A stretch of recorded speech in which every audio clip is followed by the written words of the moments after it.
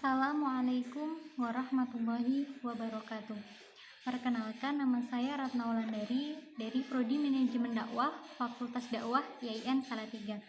Di sini saya akan menjelaskan sedikit tentang Wali Songo atau peran Wali Songo dalam penyebaran Islam di Indonesia maupun di Nusantara. Kata wali berarti orang yang cinta dan yang dicintai. Kata wali ini kependekan dari waliullah yang artinya orang yang dicintai dan orang yang mencintai Allah. Nah, arti songo adalah 9 orang atau sekumpulan orang yang dekat dengan Allah, yang cinta dengan Allah dengan setulus hatinya, dan yang ingin mendakwahkan agamanya menuju ke jalan benar dan mencari pengikut-pengikut agar menjadi orang-orang yang baik dan berada pada jalan Allah SWT. Istilah wali songo ini dianggap sebagai kekasih Allah atau kekasih yang mencintai Allah SWT. Nah, wali songo ini terkenal dengan dakwah yang memiliki kepemimpinan atau jiwa pemimpin yang sangat bagus, dan cara penyebarannya pun sangat unik, yaitu dengan berbagai cara atau metode. Salah satunya dengan syair dan dengan pendekatan secara akulturasi maupun perkawinan, perdagangan, dan lain sebagainya. Karena wali songo ini dinilai memiliki tenaga gaib akibat dekat dengan Allah SWT. Ada 9 wali yang akan saya jelaskan.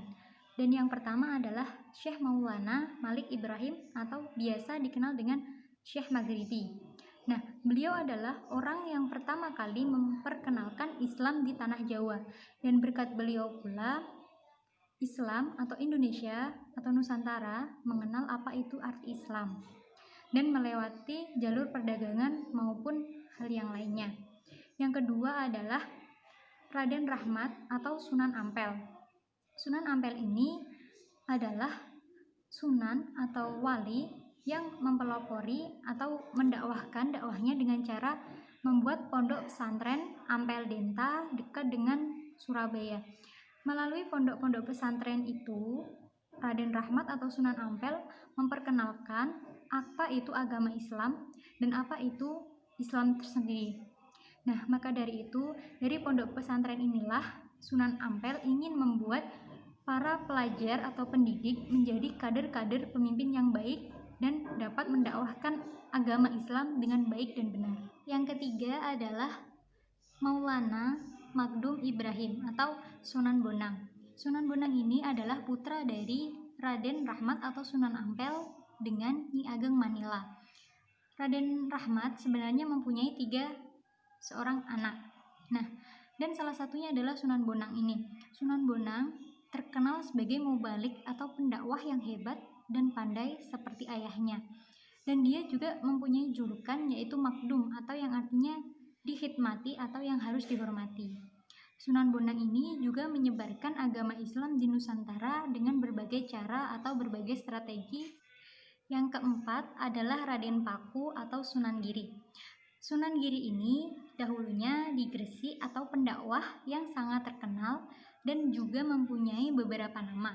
Salah satunya adalah Prabu Setmata atau dengan Sultan Abdul Fakih. Nah, beliau adalah putra dari Maulana Ishak dari Blambangan, Jawa Timur. Nah, sedangkan Sunan Giri sendiri juga dia sangat terkenal dalam berdakwah atau mubalik. Nah, dalam menyebarkan agama Islamnya, Sunan Giri juga mempunyai metode atau strategi tersendiri untuk menyebarkan agama Islam. Dia menjabat sebagai penasehat militer di Kerajaan Majapahit. Yang kelima adalah Syarifuddin atau biasa disebut dengan Sunan Derajat. Nah, Sunan Derajat ini adalah saudara kandung dari Sunan Bonang, putra dari Sunan Ampel dan Nyi Ageng Manila. Sunan Derajat tersendiri adalah terkenal sebagai pengajar kerajaan di daerah Demak yang sangat setia dan sangat pandai mendakwahkan dakwahnya atau memperkenalkan Islam di daerah yang ia tinggali. Yang keenam adalah Sunan Kalijaga. Sunan Kalijaga atau Raden Maulana Sahid ini diberi gelar dengan sebutan Sunan Kalijaga karena dia dianggap sebagai wali atau seseorang yang mampu memimpin dan mempunyai jiwa, tenaga, tekad yang baik dan bagus. Di antaranya yaitu Sunan Kalijaga terkenal sebagai berjiwa besar dan kepemimpinannya sangat baik dan patut untuk dicontoh untuk setiap orang, serta sebagai mubalik dan pendakwah yang sangat bagus di daerah-daerah tertentu. Sunan Kalijaga sendiri adalah sunan yang paling terkenal di antara 9 wali. Yang ketujuh adalah Ja'far Shodiq atau biasa disebut dengan Sunan Kudus. Sunan Kudus adalah putra dari Raden Utsman Haji yang bergelar dengan gelar Sunan Ngudung yang letaknya berada di sebelah Blora. Beliau terkenal sebagai pendakwah hebat yang bisa menyebarkan Islam dengan baik dan benar, dan juga beliau sangat terkenal dengan Imam Syiah yang keenam berada di Iran. Yang kedelapan adalah Raden Umar Syahid atau biasa dikenal dengan sebagai Sunan Muria. Beliau adalah putra dari Sunan Kalijaga dan beliau juga menjadi pendakwah atau mubalik yang mendakwahkan atau sangat terkenal di kalangan masyarakat tersendiri. Kemudian yang kesembilan adalah Sunan Gunung Jati atau Fathahillah. Fathahillah ini atau Sunan Gunung Jati ini adalah salah seorang wali yang banyak berjasa untuk tanah Jawa maupun Nusantara, karena dalam penyebaran Islam di Jawa maupun di daerah-daerah tertentu, termasuk Jawa Barat khususnya, beliau adalah seorang wali yang sangat berjasa karena semangatnya untuk berdakwah, untuk menyebarkan agama Islam di seluruh Nusantara sangat baik dan benar. Selanjutnya yang akan saya jelaskan mengenai Wali Songo adalah strategi dan metode yang digunakan Wali Songo untuk menyebarkan agama Islam di Nusantara. Yang pertama strateginya yaitu penyebaran wilayah, yang kedua adalah sistem pendekatan agama Islam melalui pendekatan persuasif, dan yang ketiga yaitu melakukan perang ideologi untuk memberantas apapun yang bertentangan dengan agama Islam. Yang kedua yaitu metode yang digunakan para Wali Songo untuk menyebarkan agama Islam, yaitu pertama pembentukan kader atau kepemimpinan yang akan siap berdakwah di Nusantara sendiri. Yang kedua yaitu dakwah melalui jalur perkawinan. Misalnya saya ambil yaitu Sunan Ampel menikah dengan Nyi Ageng Manila.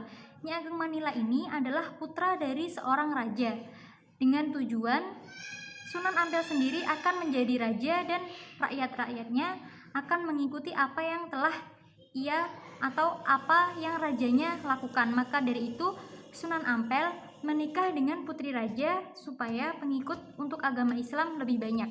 Yang ketiga yaitu dengan mengembangkan pondok pesantren atau rumah-rumah yang mengutamakan dengan keislaman yang dipimpin oleh Syekh Maulana Malik Ibrahim tersendiri. Yang keempat yaitu mengembangkan kebudayaan Jawa yang memberikan adil atau andil terhadap terbesar untuk kalangan masyarakat. Yang kelima adalah berdakwah melalui sarana atau prasarana yang berkaitan dengan masalah ekonomi rakyat. Yang keenam atau yang terakhir adalah melalui dakwah Islamiyah dengan sarana atau prasarana untuk mencapai tujuannya tersendiri. Maka dari itu peran Wali Songo sangat penting dalam penyebaran agama Islam tersendiri. Berkat Wali Songo di Indonesia maupun dimanapun sangat mengenal agama Islam dengan baik dan benar. Maka dari itu mari belajar Islam dan kembangkanlah ajaran Islam di Indonesia. Sekian yang bisa saya sampaikan. Mohon maaf apabila ada salahnya. Billahi taufiq wal hidayah. Wassalamualaikum warahmatullahi wabarakatuh.